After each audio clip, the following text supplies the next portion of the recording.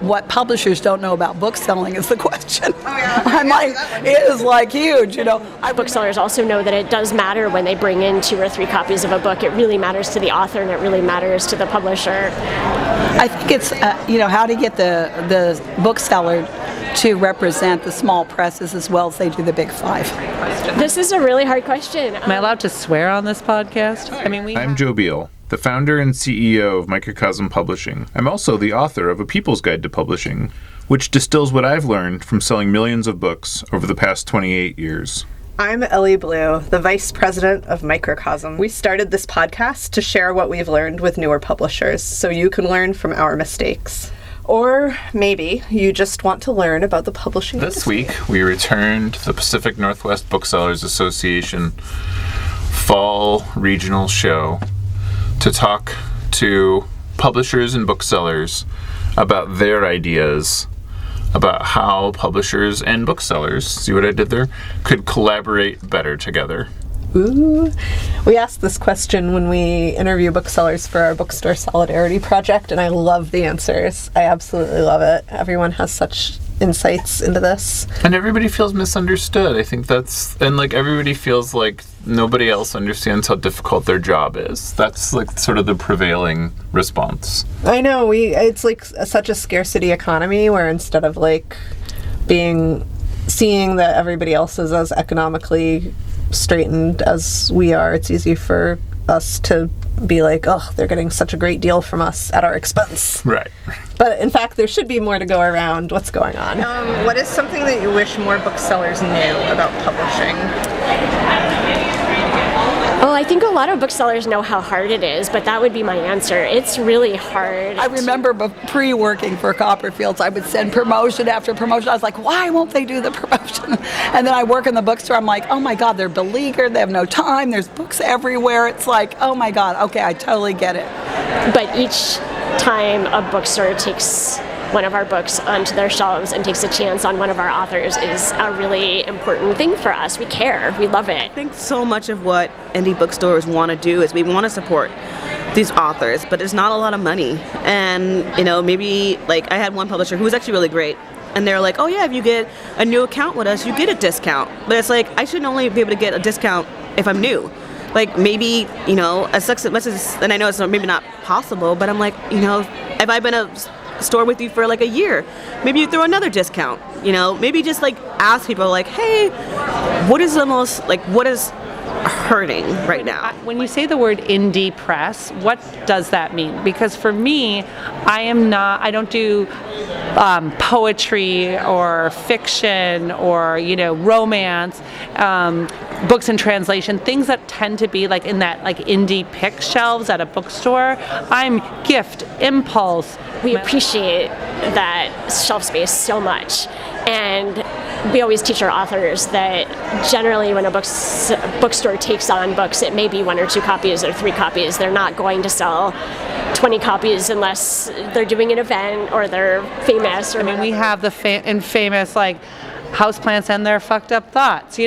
We have just such fun, great books. I've had bookstores that have sold over almost close to 100 copies in one little small bookstore of that book where they put it right in front of center. So how do we talk about signage and driving together? As a bookseller, I am more than happy to buy books, not just on Ingram. I buy from people who make zines. I buy from small presses that don't have a distributor. And so how you work with a bookseller is a dance. It's got to be easy for them. I think when stores are thriving, then of course they're going to want more books. There's I know people who were the reps are really great. So many people are really great, but it's just so many things are just not known or talked about. And I feel like there should be more open and honesty about that. And I try to hire people who've come from bookselling. The wonderful thing about book publishing is that it is getting diverse, and book selling is still getting diverse, but at the same time it's still a very white industry. Making it clear to the end user, this is a woman-owned press, this is LGBTQAI press, this is a neurodivergent press, this is a BIPOC press, or, how are we doing the work to the end reader that maybe doesn't just mean a book in translation, but it could actually be a cookbook. I live in Portland, which is not a very diverse city. Like, it's still predominantly white. But I know that, if I bring in books by people of color, they will want to shop with me. As a consumer, when I walk into a store, I want to know, is this woman-owned? Is this small business? Is this eco-friendly? And how do I do that, right? And so I think that would change the choices that I decide to buy. I think that also bring in different types of books, different types of authors, and it'll be way more exciting. So booksellers have to commit to those books just like they do the big five. And I think there's just a little bit more, I've been in the business 40 years. I'm 65. And back in the day, it was like, it felt like booksellers committed a little bit more to the books to display, and now it's a little bit more reactive, like we'll wait and see. And I don't want to say anything against booksellers because they're put upon. I mean, it's a tough environment for them too. But somehow I feel like the booksellers that break through, that make those commitments, are going to be the big winners because we're going to all line up behind those booksellers, the small presses. You should be like, okay, who's in your community, and how can we help support your community in that way? Like, I shouldn't have to fight to get books, and authors shouldn't have to fight because their books are being banned. When we're here at PNBA, there's definitely business to be done, and everybody is rushing off to the next event or they have to go to the next table. But I feel like a lot of the time when there is a disconnect between publishers and booksellers, it's because we are in our own little circles of orbit and we're not actually just being with each other as people and being connected in person in real time helps everything get better. Do your best to support indie bookstores, especially new indie bookstores. I get it. I get the draw of Amazon. I understand the draw of Amazon. And I don't judge anyone who does shop at Amazon because sometimes it's just not in the budget to shop at any bookstore. And that sucks, and I know that as someone who, owns one. But I think if you can support it, even if you just go in and buy a sticker, or you buy, you just talk to them. Because we love talking about books. And we love, even if we know, don't ask us for, personalized help, and you're like, oh, thanks, I'll get this on Amazon. Because then it's like, well, now you got me fucked up. But if you're like, I really want to support your store, but I don't have a lot of money, can I buy a bookmark? Something like that. We notice that and we encourage that. And that's what's going to keep us going for so many years, because it's like without independent bookstores, people always talk about the idea of a third place and how important that is. And it's like, well, great. Bookstores are that for a lot of people. I do obviously work with a lot of booksellers who buy our books, so they're not beholden to just using Ingram. But when I'm trying to first initiate that conversation, the number one question I get is your book on Ingram? Which I totally understand.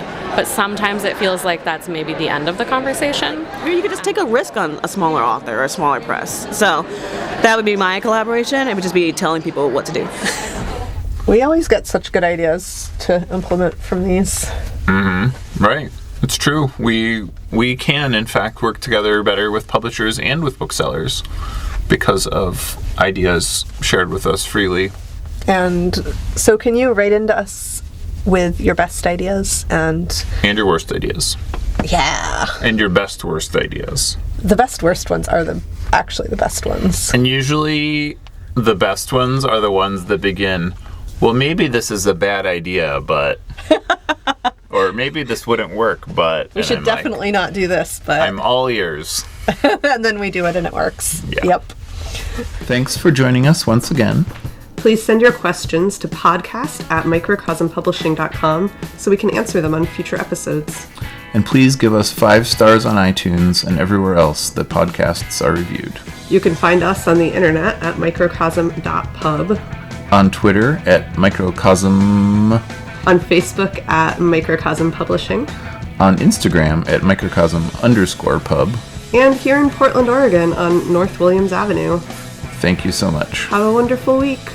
And also of note, you were one of the first 10 guests ever on our podcast. That is true. I came to your house and sat down. That's incredible. Wow, that's awesome. It seems like it was a long time ago, but I guess it wasn't that long ago. It was probably 3 or 7, so really that many. Wait, when did you start doing the podcast, Joe? What's that? When did you start doing the podcast? It was 2016. Wow. It's been a whole era. Okay, so my friend Ryan was telling me he gets served a lot of astrology content on TikTok and he tries to avoid it, but he can't. And he was listening to one that was served to him that was saying that these few weeks are going to, like, September has been really intense for a lot of signs, but it's because we're moving through the last of, like, a bad period that started in late 2007 or early 2008, which I would like to say is when Twitter began.